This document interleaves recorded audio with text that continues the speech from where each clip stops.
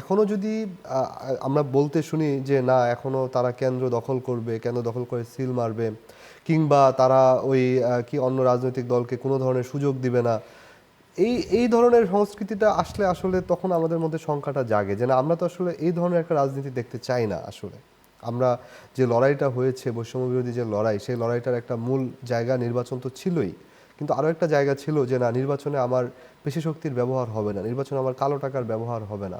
আমরা দেদারসে দেখতে পাচ্ছি অনেক রাজনৈতিক দলের, বিভিন্ন রাজনৈতিক দল, এখানে একক কোনো রাজনৈতিক দল না, বিভিন্ন রাজনৈতিক দলের নেতৃবৃন্দ তারা কিন্তু দেদারসে টাকা খরচ করে যাচ্ছেন। হ্যাঁ, এটা আমি আমার যদি উপজেলার কথা বলি কিংবা আমার আশেপাশের যেসব নির্বাচনী এলাকা আছে সেগুলোর কথা বলি, সেখানে আমরা দেখতে পাচ্ছি।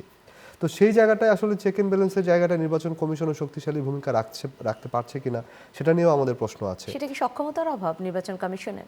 সক্ষমতার অভাব, ইচ্ছার অভাব, দুটোই, আমি এই দুটোই বলবো। কারণ নির্বাচন নিয়ে যে প্রস্তুতিটা আপনি দেখেন, আপনি এবার কিন্তু একটা ব্যালটে ভোট হচ্ছে না, ব্যালট কিন্তু দুটো হয়ে যাচ্ছে।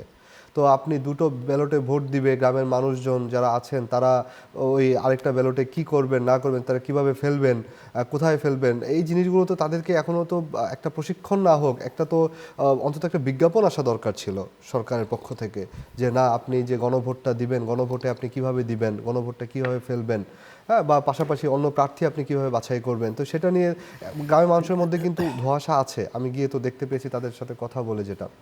তো সেই জায়গাটায় কিন্তু সেটা আমি বলবো সদিচ্ছার অভাব, সেটা তো আসলে সেখানে ইয়ের অভাব নাই ওখানে, আপনি যেটা বললেন যে কি বলে তার যে কাজের সক্ষমতার কথা যেটা বললেন, সেটার অভাব আমি সেখানে দেখছি, সেটা সদিচ্ছার অভাব। আবার সক্ষমতার জায়গা তার তো ওই জনবল নাই, তাকে নির্ভর করতে হয় আসলে প্রশাসনের উপরে।